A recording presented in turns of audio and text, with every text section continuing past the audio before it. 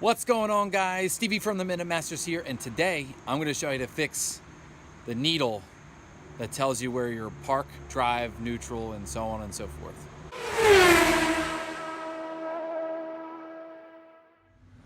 All right, guys, so let's jump right into it.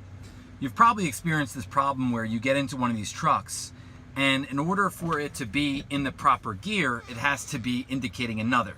What I mean by that is, in order for the truck to be in the drive gear, the needle will have to be like right here in between N and D, or between D and 2, or whatever combination.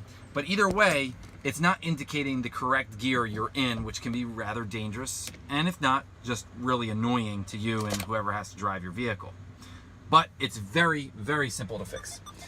So underneath your main panel up here is this lower panel. So you'll remove this, okay, and it fits both sides.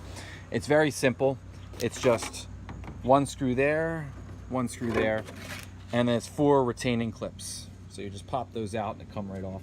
It's also a good time to clean this. Look how dirty it gets. Shame on me.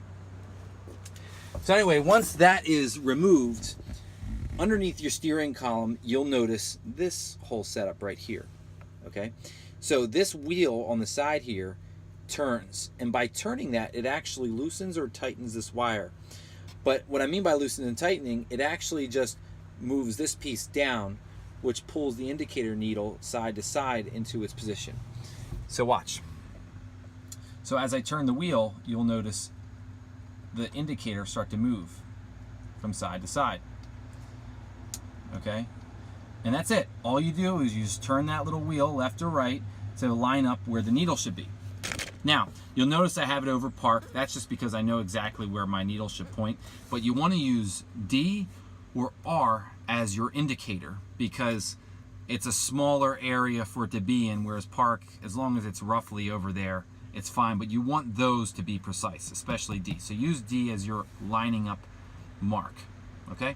Now, let's just say, for some reason, it doesn't move at all, and it's stuck. Well, then more than likely that little wire there, which you see coming from the top of it, probably snapped, came loose, or something like that, and you need to replace it, okay? So if that's your issue, that's just something that needs to be done. But otherwise, just moving the needle around is just turning that wheel, okay?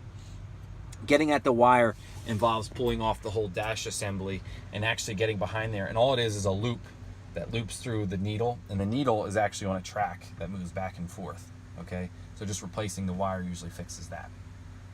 But that's it. So anyway, guys, that's all for me. Hit the subscribe icon over here. Check out some of my other videos. A lot of cool stuff on there, more to come. I'm Stevie from the Minute Masters. Thanks for watching.